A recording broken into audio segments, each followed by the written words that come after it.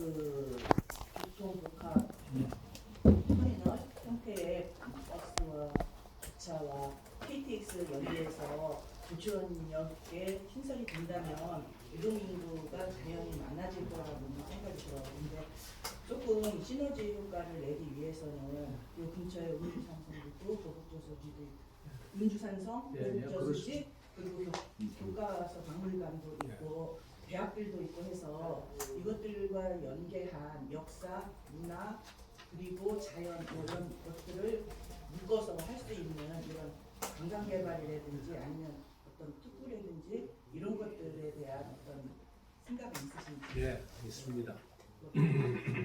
지금 사실 숨어 있는 것들이 굉장히 많고요. 이 지금 조치원 일대에 그냥 하나 예를 들면 전이전투 다들 아시지 않습니까? 그 400여 명의 미군이 그냥 몰살을 당하는. 근데 미국 전투사에서 굉장히 중요한 지역입니다. 근데 우리 역사에서 우리 그 한국 동남사에서 상당 부분 잊혀지고 있는 이런 부분이 예를 들어서 한국 동남과 같은 영화에 한두 장면 제대로 비춰지기만 해도 아주 중요한 하나의 그 역사적인 그 지점이 되거든요. 그리고 수많은 사람들이 와서 볼 수도 있고 미국 관광객들도 여기까지 와서 그 전전투를 확인하고 갈 수가 있는데 이런 부분들이 이 그 조치원 지역이 가진 그 다음에 고곡저수지만 해도 정말 아름다운 곳입니다. 그 이런 부분이 이게 제대로 연결이 안 되는 거예요. 그래서 제가 말씀드리는 것은 결국은 이 저 어떤 정부의 규제 완화라든가 이런 것과 연결을 해서 이 서울서 공연할 수 없는 것들, 서울서 함부로 상영할 수 없는 영화들 이런 것들에 대한 좀 규제 완화를 세종시는 좀 특별자치시에 걸맞게 그런 거 규제 완화를 좀 시켜서 이쪽에서 아주 특이한 공연이라든가 이런 문화들을 만들어내면 이 고복저수지 근처나 그 대학가에서 한 1년에 2번 정도만 그런 큰 공연이나 아니면 어떤 페스티벌 같은 것만 있어도 이것이 관광지로서 제가 생각할 때 아까 말씀드린 것처럼 오히려 춘천을 가기보다는 춘천의 공지천을 보러 가기보다는 오히려 여기 와서 고복저수지를 갈 누구들이 더 많아질 것이다. 확신을 합니다. 그래서 결국 그 여기 대학도 2개나 지금 들어와 있고 게다가 아까 말씀드린 것처럼 정말 철도 산업이라든가 이런 것이 실제 철도 산업만 하더라도 전국적으로 제가 알아봤습니다만은 시험 선로를 깔 수 있는 데가 별로 없더라고요. 지금 의왕 같은 데 이런 데 있는데 1.8km짜리밖에 안 돼요. 근데 여기는 더 길게 놓을 수 있는 그런 예시가 돼요. 그렇게 하면서 여러 가지 학교나 아니면 어떤 문화나 이런 것들을 우리가 좀 이 규제 완화를 전제해서 좀 추진을 하면은 저는 그 특히 52시간 뭐 노동 시간 이렇게 규제도 되고 그다음에 이 노동 시간이 이제 규제가 되면서 여유 시간이 좀 있는 사람들이 충분히 이쪽으로 와서 즐길 수가 있다. 그러면서 유동인구가 많아지면은 유동인구가 많아지면서 상주인구가 늘어날 거고 상주인구가 많아지면서 도시가 발전할 거고 이렇게 보고 있습니다. 그 철도 시험 단지가 좀 생겼어요. 여기 지금 전동에 오송역에서부터 이렇게 삥 도는 또 예. 시험 노선이 생겼고. 시험 노선인데 그게 그렇게 충분치가 않더라고요. 그다음에 거기 근처에 원래 철도 산업 클러스터를 하려고 산업단지를 만들려고 그게 했어요. 만들려고 했는데 그거보다는 저는 이쪽이 훨씬 더 넓고 그다음에 그 가용성도 굉장히 넓다고 봅니다. 그리고 그 클러스터가 들어가려면 제가 보니까 제가 자료를 안 가져왔습니다만 철도와 연관된 그 지금 국가기관이나 그 지금 산업체가 뭐 하여튼 연구소 등등 해가지고 수십 개가 되더라고요. 수십 개가 되는데 그런 것들이 다 들어갈 거지. 이렇게 해서는 그쪽이 지금 오송역 옆에 있는 그게 부족하더라고요. 그래서 특히 선로가 길게 봐서는 KTX 같은 그 선로를 시험하려면 제일 좋은 이상적인 건 3km가 필요합니다. 왜냐하면 이게 급제동하고 이게 실험을 하는데 3km가 필요한데 그 3km를 확보할 수 있는 데가 별로 없어요. 그런 점에서 상당히 아주 중요한 대안이 될 수가 있다. 그리고 지금 다른 데 도시 주변에 있는 거는 이제 소음 같은 것 때문에 그래서 한번은 우리가 한번 시도를 해볼 필요가 있다 하는 생각이 듭니다. 외부 김수환입니다. 네. 지금까지 그 말씀하신 그 공항이라든가 이런 것들이 외부에서 이제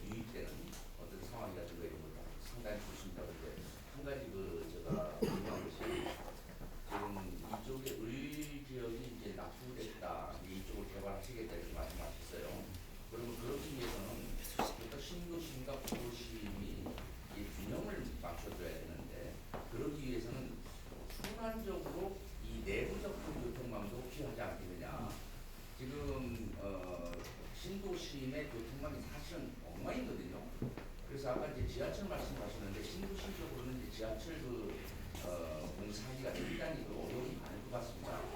그래서 외부 이제 가까운 데 대전처럼 그 트램식의 순환선을 만들어서 내부적인 어떤 교통망을 활성화시킬 수 있어야 되지 않겠나 싶은데 그 점에 대해서는 어떻게 생각하세요? 사실은 저희들 그 순환선을 따라가는 내부의 그 환상형의 트램 계획을 저희들 가지고 있습니다. 오늘 제가 말씀드리지는 않았습니다. 그 트램 계획을 가지고 있고, 그다음에 공사 부분은 그건 아마 공약집에 들어가 있을 것 같고, 그 공사 부분은 저는 우리나라의 토목 기술을 믿습니다. 우리 토목 기술이 진짜 대단합니다. 그 서울시에 공사하시는 거 보면 명동 한가운데도 그 수십 메터씩 하고 들어가지고 공사하는 거 보면 저는 우리 토목 기술을 신뢰합니다. 또 한 가지만 더 질문드리겠습니다. 이제 아까 목적지가 이제 주변으로 인해서 이제 관광 뭐 이런 말씀하셨는데 갑부 쪽에 그 김중로 후보께서 금강변을 이제 위시로 해서 개발을 하겠다 이제 이런 말씀을 하셨어요. 이제 거기에는 이제 뭐 예를 들어서 뭐 호주에 있는 오페라 하우스까지 이제 뭐 이렇게 등장을 시키면서 이제 말씀을 하셨습니다. 사실 그 세종시에서 가장 그 금강을 위시로 해서 개발을 해야 되는데 지금 병풍처럼 이렇게 저기 아파트만 이제 되어 있습니다. 이제 그쪽으로다가 같이 해서 연계해서 이쪽 고복이라든가 이쪽 주변에 도도심과 같이 이렇게 연계해서 할 수 있는 방안을 한번 생각해 보시겠는데. 예. 그 이제 뭐 제가 얼마나 구체적 얼마나 그 실현 가능한 것을 제가 뭐 이야기 드릴 수 있겠습니까? 다만 이쪽에 오픈 스페이스가 굉장히 많기 때문에 열린 공간들이 많기 때문에 북쪽은 열린 공간을 활용하는 그런 이제 공연이라든가 이런 것이 우선적으로 할 수 있고 시설 없이 할 수 있는 것들 그런 것들도 우선할 수 있을 거고요. 그 다음에 고복저수지 같은 데는 이건 제가 뭐 드릴 이야기는 아닙니다만 정말 제가 가서 제일 처음으로 딱 느낀 게 뭔가 하면 고복저수지 가가지고 여기는 문화예술인촌 그러니까 말하자면 화가들 아틀리에를 시에서 좀 건립을 하든가 아니면 누가 민간인이 건립을 하더라도 어떻게 하는가 하면 이렇게 하거든요. 화가들이 정말 가서 저런 장소를 원합니다. 저런 장소를 원하는 게 뭔가 하면은 이 자기들끼리의 그 대화가 가능하고 자기들끼리의 그 소통이 가능한 그런 공간에서 집합적인 작업을 하기를 굉장히 원하는데 자기들은 못하지 않습니까? 그러면은 지금 예를 들어서 지금 서울에 있는 현대화랑이라든가 가나아트센터 같은 데서는 어떻게 하는가 하면 그 속에서 시설을 지어주고 그것을 임대를 합니다. 누가 해가는가 하면 기업들이 임대를 합니다. 기업들이 임대를 해서는 그것을 기업이 일종의 그 예술가들을 지원하는 차원에서 예술가들을 입주시킵니다. 근데 그런 시설들이 곳곳에서 지금 상당한 그 바람을 일으키고 있거든요.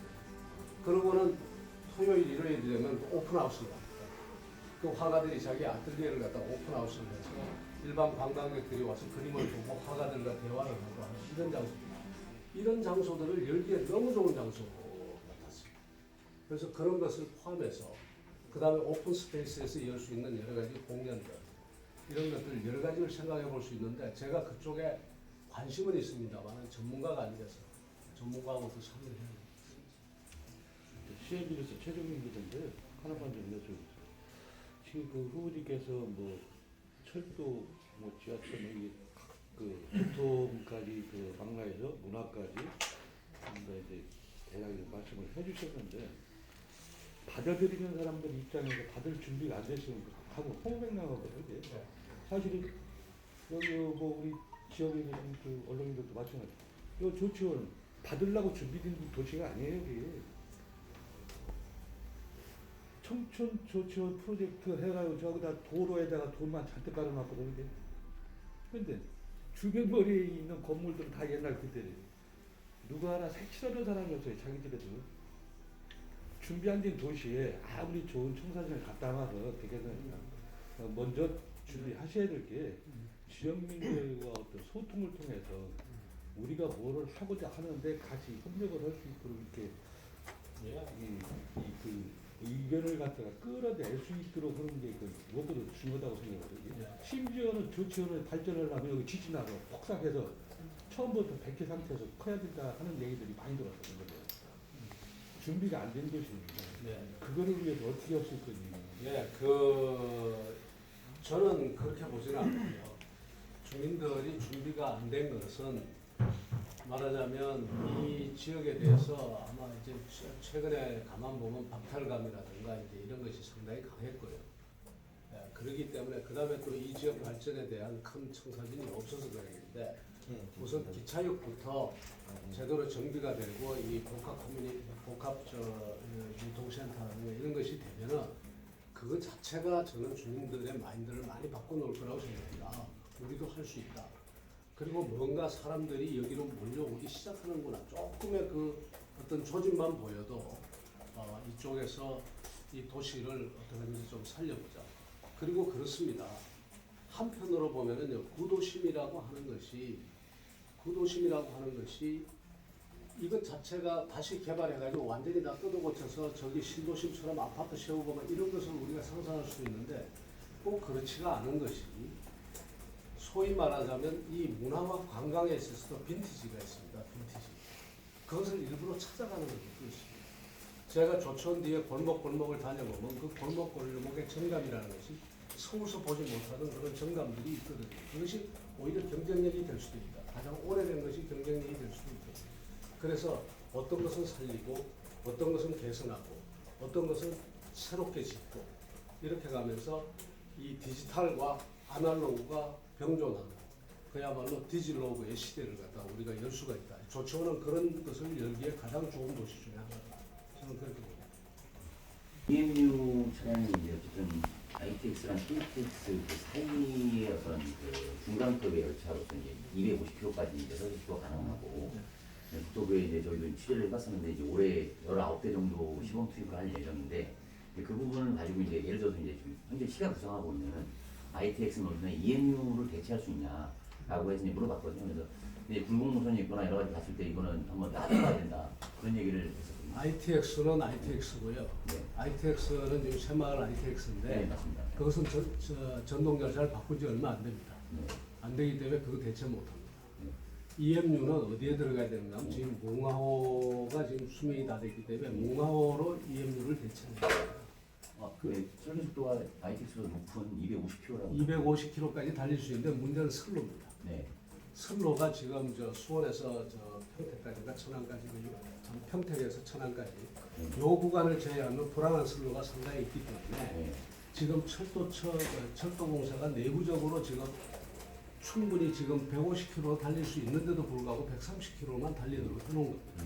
그래서 이 선로를 개선을 해야 되고요. 그래서 제가 선로 개선을 이야기를 드린 겁니다. 그 다음에 또 하나는 이 EMU라고 하는 것은 이제 그 개념이 제가 알기로는 그렇습니다. 이것이 이 지금 동력 자체가 분산이 되어 있는 이 열차입니다. 그러니까 뭔가 하면은 차량마다 이제 동력이 붙어 있는 거죠. 엔진 동력이 붙어 있어가지고 이게는 어떤 점에서 좋은가 하면은 정차를 하는 시간을 줄 수가 있고 그 다음에 급가속을 할 수 있기 때문에 가속하는 시간을 줄 수가 있어요. 그 시간이 줄어드는 겁니다. 보통 보면 정차를 한 2분 정도 하면은 그 다음에 가속하고 뭐하고 하는데 또 한 1분 몇 초가 서고 출발하고 하는데 들어가는데 정차를 한 2분 하더라도 그 시간이 한 반 정도만 줄어들어도 몇 분이 줄거든요. 이제 그런 점에서 그 다음에 또 이 제가 알기로는 이 차가 앞으로 나오는 EMU 열차는 이 알루미늄 재질이거든요. 그 때문에 차량의 무게가 줄어요. 그렇게 해서 스피드를 더 이제 낼 수 있는데 문제는 스피드를 낼 수 있는 게 문제가 아니라 선로가 그것을 받아주는 거예요. 그래서 이것을 제가 제 4차 철도망계획에 넣어서 일부 지역의 선로를 갖다가 좀 더 단단하게 해야 된다. 그 아까 이제 질문이 비슷하게 나왔는데 지금 어쨌든 후보님의 그 김병준 라인이라고 이제 명칭을 가하는데 이분이 이제 약간 그 전체 세종시를 봤을 때 약간 서축으로 치우쳐 있다 보니까 그전에는 이제 송하영 전 예비 후보가 이런 공연을 했을 때도 역으로 이제 김중호 후보가 속한 탐사생활권과 이쪽 그 동층 라인에서의 영민원이 좀 나왔었거든요. 그래서 예를 들면 지금 현재 어쨌든 충청권이 함께하고 있는 이 2단계 광역철도가 신탄지를 거쳐가지고 이제 내판역을 갈 때 이제 동측 라인에도 한편으로는 그런 역을 그러니까 내판역은 어쨌든 아까 신호장이었잖아요. 근데 그걸 정차역으로 해보는 동서균형의 그런 그 정책을 좀 생각해 볼 수 있을 것 같은데 이게 김종로 후보님하고 같이 가야 되는데 어찌 보면 좀 한쪽으로 치우쳐 간다는 느낌이 좀 있어서 그 부분은 좀 어떻게 그냥 내판역 지나가는 그 열차들이나 뭐 그것은 그대로 가도 되고요. 그 다음에 저는 다만 이쪽에 지금 이 북쪽을 살리기 위한 그리고 주민들 편의를 위한 이렇게 가는 거예요. 그러니까 지하철을 그쪽으로 이렇게 뽑을 이유가 없는 게 그쪽에는 지금 주거 그 말하자면 상주 인구가 별로 그렇게 많지가 않습니다. 상주 인구가 이쪽으로 몰려 있고 그 다음에 어떻게 하든지 3단을 살려요. 그래서 이렇게 뽑은 거지. 그리고 이 발전이 전체 세종시에 다 영향을 좋고 긍정적인 영향을 미치기 때문에 결국은 모두가 다 혜택을 받을 것이다. 하나 제로섬 게임은 아니에요. 중요한 부분이라서 지금 어쨌든 그 세종시에서 지금 추진 중인 용역이 6월달에 발표 예정인데 거기에 이제 나타나고 있는 그 목표 시기가 이렇게 있습니다. 그러니까 반석에서 신도시를 거쳐서 이제 광역철도 있잖아요. 대전하고 세종 연결 광역철도는 2029년이고 그 다음에 그 ITX를 연결한다는 그 안은 2030년 전후 그리고 KTX 세종역은 2025년으로 설정을 해놓은 상태인데 지금 이제 후보님이 얘기한 김명준 라인이라고 하는 부분을 봤을 때 이제 KTX 세종역은 약간 뒤로 밀린다고 아까 이제 저도 이제 그렇게 느껴지거든요. 그래서 목표 시기를 좀 어느 정도로 가져가는 게 좋겠나 이런 목표 시기는 아까 제가 말씀드렸죠. 이게 이거요. 뭐 그렇게 가가지고 이 지금 현재 지금 저쪽 노선이 지금 계획돼서 세종 청사까지 오는 라인이 지금 지금 계획돼 있지 않습니까? 그것과 연동해서 그거가 같은 시기에 충분히 할 수 있다라고 봅니다. 공사를 동시에 시작합니다. 그러니까 정세훈 총사하고 기준대로 그대로 가져간다는 거 인정하시고 가는 건가요? 더 빨리 가요. 그러니까 정세종 총사 여기서 보면 정부 세종 청사를 네. 빠지는 게 아니라 세종 청사역을 저 방주편 쪽으로 좀 더 당겨서 그러니까 지금 산자부 있는 쪽으로 당기기만 해도 종촌역 주민들한테 도움이 되잖아요. 뭐 때문에 공무원들만 혜택 볼 이유가 없잖아요. 그러니까 이것을 그쪽으로 당기면 방주청 쪽에 또 상가가 활성화될 거예요. 활성화되고 그 다음에 그거 나름 그 상가가 또 활성화될 거고. 그래서 지금 제가 알기로는 이 정부 청사라고 해놨는데 청사 어디쯤인지가 정확하지가 그렇게 하지 말고 방주천 쪽으로 좀 당기면 어차피 산자부역 쪽으로 당기면 그게 종촌 청사역이 된다. 저 세종의 소리 박우석 기자님. 마지막 질문 받겠습니다.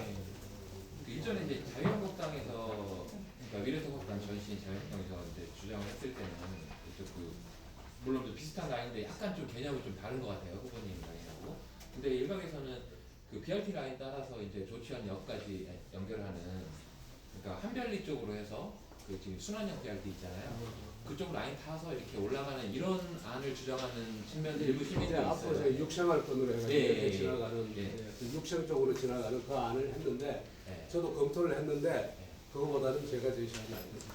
근데 이 안 같은 경우에 이제 예를 들어서 공사를 진행했을 때 이제 아파트 단지 밑으로 이제 지하로 지하로 이렇게 뚫을 수밖에 없어서 여러 가지 또 공사비도 좀 추가로 더 증가하지 공사비가 않느냐. 몇십 % 더 드는데요.